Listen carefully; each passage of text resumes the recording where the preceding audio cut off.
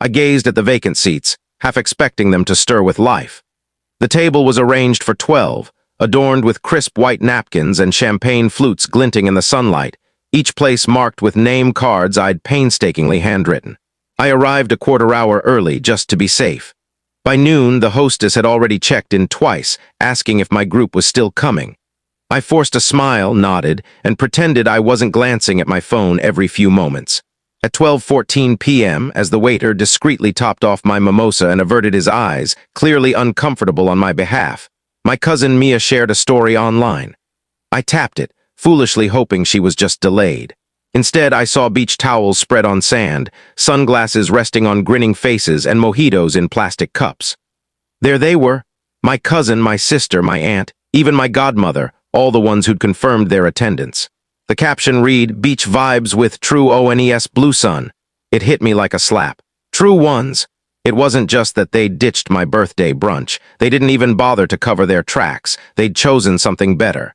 They'd planned, coordinated outfits, packed coolers, and someone drove, meaning this was decided well in advance. While I was securing a brunch spot and selecting a gluten-free cake for Aunt Tasha, they were picking which beach to visit. The waiter returned, his approach more tentative now. "Would you like the bill?" I blinked twice and nodded. The French toast I'd ordered sat cold and untouched. I'd requested the large table by the window, envisioning group photos, a small tradition. Each year I treat the family for my birthday. No strings attached, just presents. But presents, it seemed, was too costly for them now. The bill arrived, $3.46, tip included. I paid without hesitation and walked to my car. Something inside me felt still, not angry, not even shocked. Just numb, like the final flicker of something meaningful had gone dark. I opened my phone's notes app. First, I halted the tuition payments I'd been quietly covering since 2021. $1,200 monthly for my sister's online MBA, $400 for Mia's community college courses, $85 for my brother's unused language app subscription he'd guilted me into keeping, just until I aced German. Then I accessed the shared travel fund I'd created, funded, and invited them into for group adventures. Adventures, apparently, that didn't include me. I froze the account, locked the funds, changed the password, and removed every name except mine. At 2:06 p.m., my sister texted. "Why's everything locked?" I stared at her message, the all-caps urgency, the audacity, no apology, no sorry we skipped brunch. Just alarm that the free ride had stopped. I typed back coolly, "Beach day, huh?" At 2:11 p.m., they were escorted off the resort grounds. Apparently their group booking was charged to the card I'd linked for emergencies, the same one I'd used last year for a surprise family trip to reconnect. They never thanked me for that either. But what they did that night shifted everything. Deep down, I'd seen it coming. The signs were glaring. I'd just ignored them, or worse, made excuses. It started small, a missed birthday here. A "we're strapped for cash" excuse when I suggested a group getaway. Mia always forgot to reimburse me for shared rides. My sister would ask for rent help, but post spa photos the same day. I brushed it off as forgetfulness, stress, or modern burnout. I gave them leeway. So much leeway I drained my own savings. I'd always been the reliable one, the steady one. The one with the solid job, the dependable car, the savings nobody mentioned but everyone leaned on. And I liked being that person. I really did. I recall the first time I offered to cover my sister's tuition. December 2021. She was sobbing, saying her financial aid fell through and she couldn't bear to drop out. "Just until the semester ends," she swore. That was 4 semesters ago. She never mentioned repayment, not once. She acted like I owed her the support, like it was my unspoken role. Same with Mia. She wanted to return to school, said her part-time gig wasn't enough. I covered her laptop, enrollment fees, textbooks. She quit after a year, claiming it wasn't her thing. But the charges for her language apps, course platforms, and digital tools, those stayed on my card. And she never said thanks. The travel fund was no different. To strengthen family ties, I proposed a shared travel wallet, Fam Passport, I called it. Everyone would contribute a little each month. I seeded it with $500, set up a spreadsheet, built the payment system. Guess who was the only one who ever paid in? Over 2 years, I funded 3 trips. A spring break in Miami, Aunt Tasha's engagement retreat in Sedona, a mental health weekend in the Berkshires that somehow ballooned to 5 tag-alongs. Always, "I'll pay you back later," followed by silence. I told myself I was helping. I told myself I had more, so I should give more. But it wasn't generosity anymore. It was a cage I'd built from guilt and people-pleasing. The last time I tried to set a boundary, it backfired. Last October, I suggested we plan the holidays together, maybe split costs more fairly. I was careful, diplomatic. I said, could we share the heirloom this year, just so I'm not covering it all again? Mia cut me off.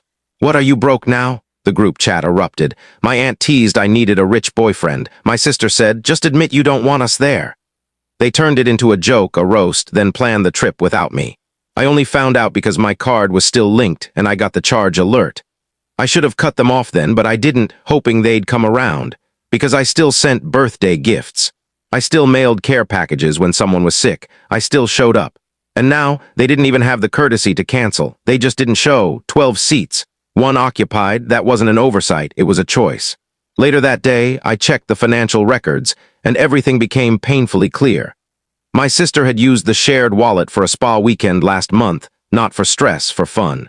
She labeled it mental health therapy reimbursement. Mia had bought AirPods, claiming they were for class. My brother, he hadn't touched the fund in months because he'd linked a new payment method, mine. He was buying game credits, weekly. I'd spent nearly $18,400 over 2.5 years supporting them. $18,000 for what? To sit alone on my birthday? No, that was done, but I wouldn't yell, I wouldn't plead. I wouldn't even explain. They'd made their choice. Now I'd make mine.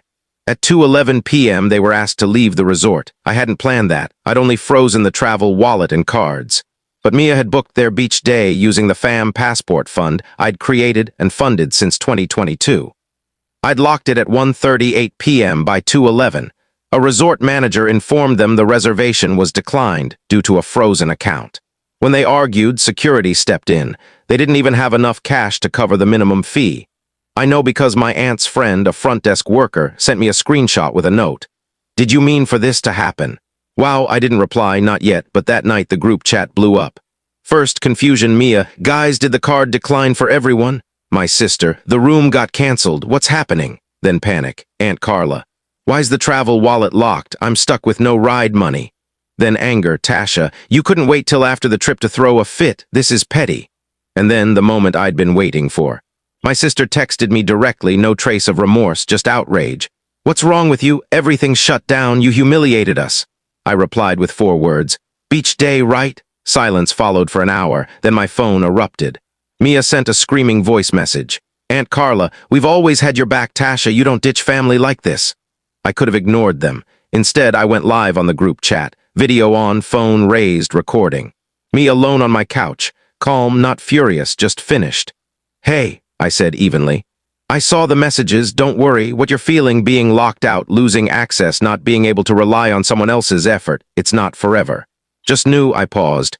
You'll adapt like I did when you all bilayed on my birthday. The chat fell silent, I continued. You knew, you all confirmed, you said yes, I called, I texted, not one of you canceled.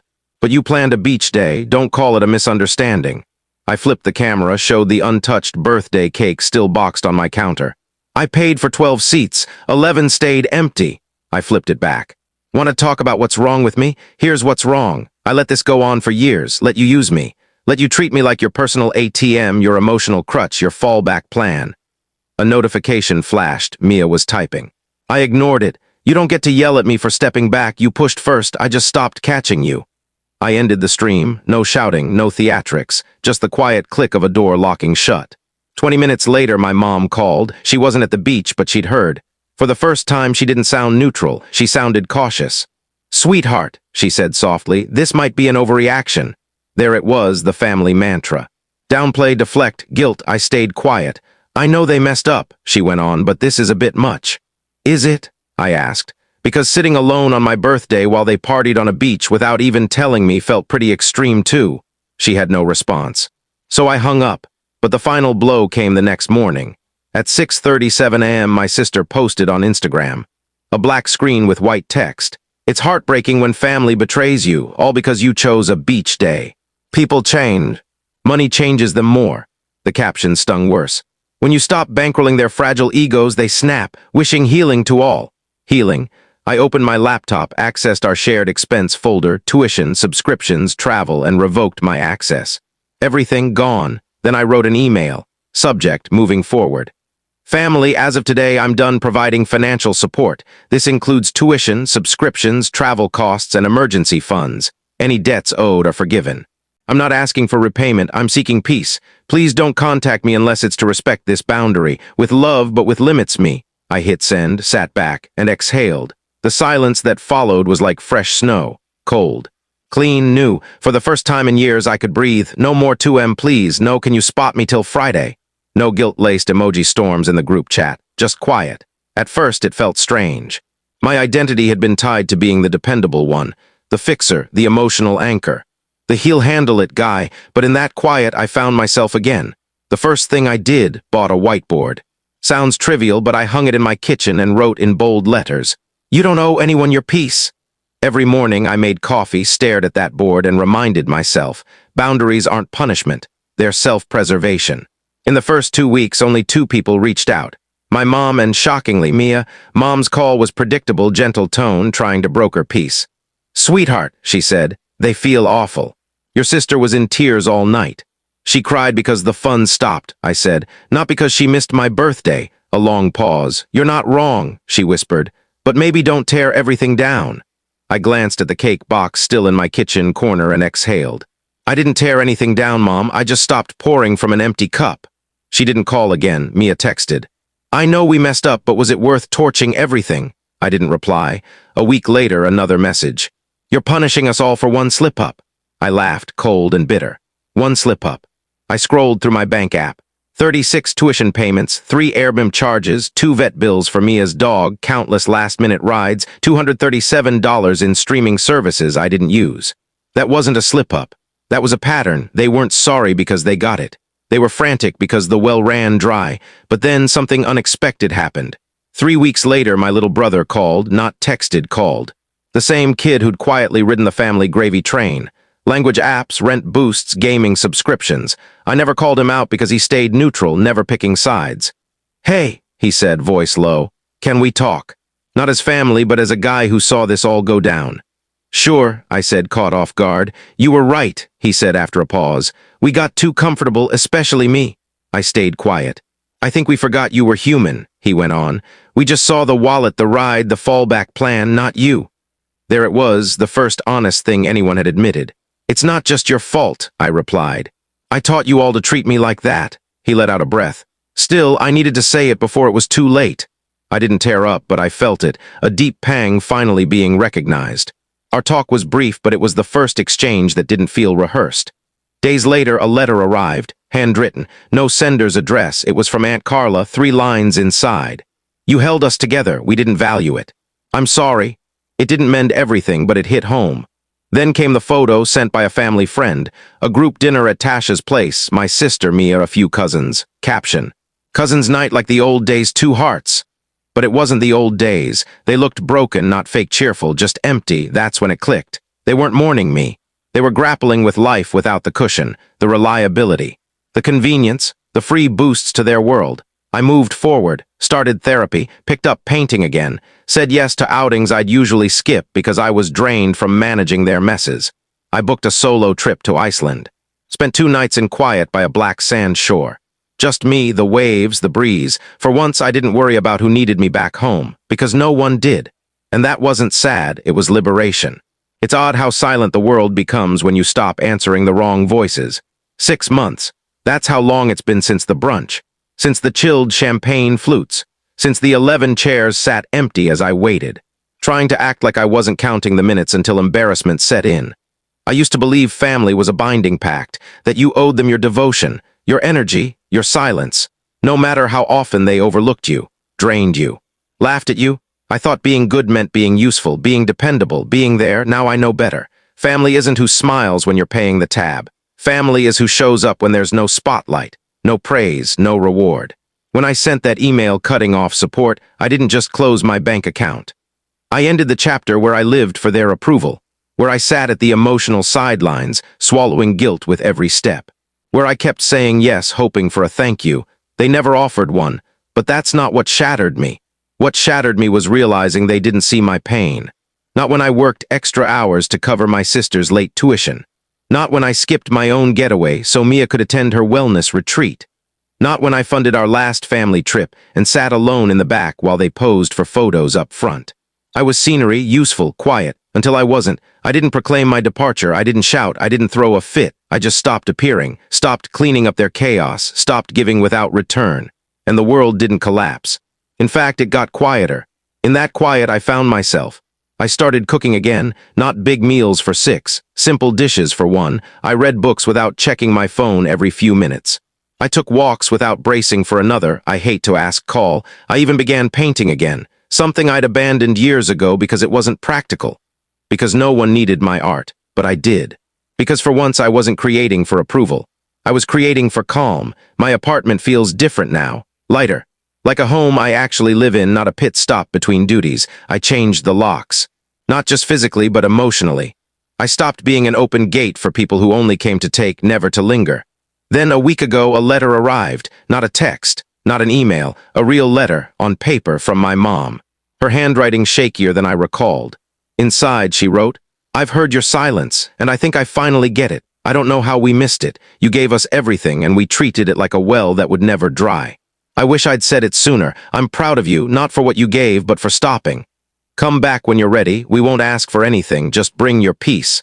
I cried reading it, not because I wanted to return, but because for the first time someone saw me. Not the fixer, not the funder, not the planner, the problem solver, the he'll-cover-it guy, just me. I didn't reply, not yet.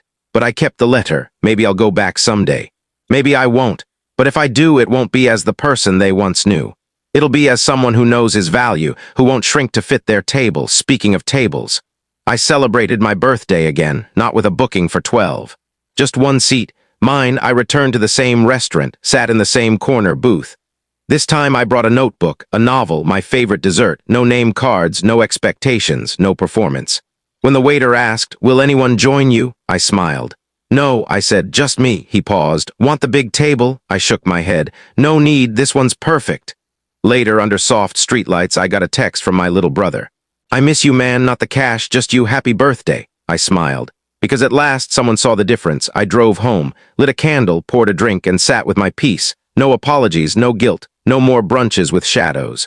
Just a man who chose himself, and never turned back. Final thought. You don't owe your peace to those who thrive on your chaos.